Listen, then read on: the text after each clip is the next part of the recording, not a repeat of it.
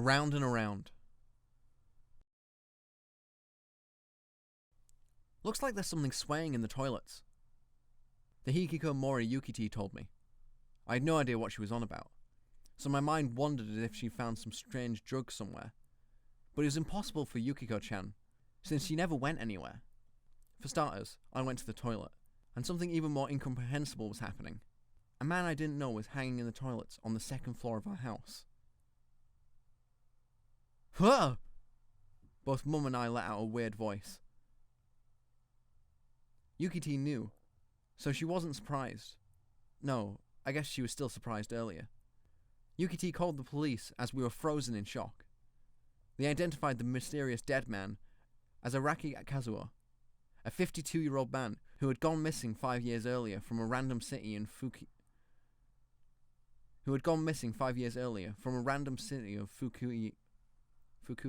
Prefecture.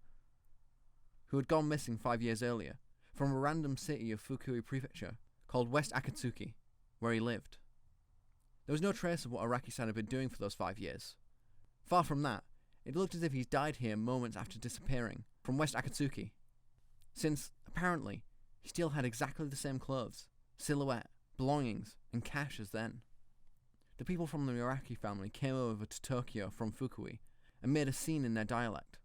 Honestly, I didn't think much of the situation, apart from the fact that we got involved in a big hassle. Why would an unknown man be found hanging in some toilets?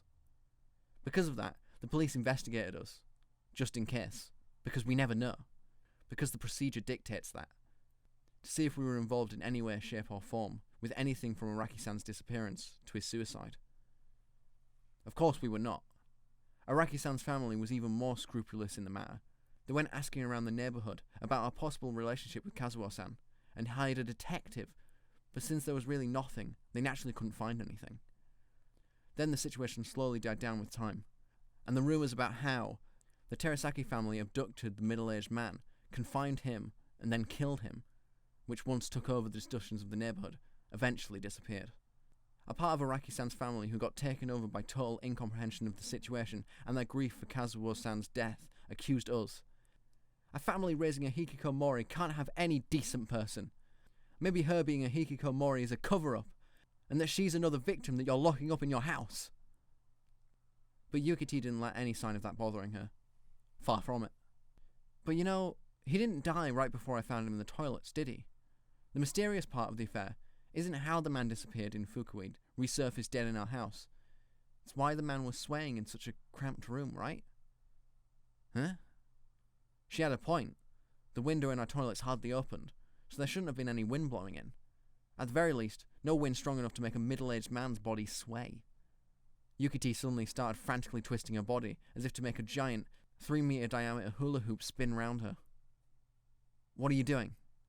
To my question, the man at the time, she said, with an unchanging expression, still moving her hips around. Huh? According to her, it wasn't a sway kind of movement, but more of a whoop whoop whoop, enough to make his heels percuss the toilet seat. It wasn't the wind. Then what was it? Wasn't he still alive? Mum interjected, making me shiver. If he was alive and wriggling in pain, his legs would have been moving around more, Yukiti answered. Mum shrugged. I mean, sometimes you suck at explaining things. You abridge too many elements of the story. Am I wrong? This time you are. Am I really, though? Drop it, I hurriedly chided Mum. She had a tendency to become overly aggressive in arguments. I personally think she was part of the reason Yukiti turned out like this. Yukiti returned to her room in silence, and Mum feigned ignorance. I thought some more about the problem Yukiti brought up. Araki-san's body was swaying. How about there was a small earthquake at that exact moment? Something of the magnitude of 2 or 3, weak enough that no one else noticed. I checked the meteorological agency homepage, but there was nothing at the time Yukiti discovered Araki-san's corpse, nor when she came to me in the living room. Was there any other possibility? I couldn't think of any. In the end, the only punchlines I could realistically foresee were Yukiti's imagination playing tricks on her, or that it was a lie she made up to tease others. As I was betraying my sister's trust in my mind, Yukiti spoke to me. I got it! Got what? The truth behind the around and around fair. Around and around. Wait, he wasn't spinning, was he? No, His face was facing me the whole time. I see. Don't you want to hear it? Right, so what? Want to hear it? You see, that was the drink of a huge ghost tea party. What?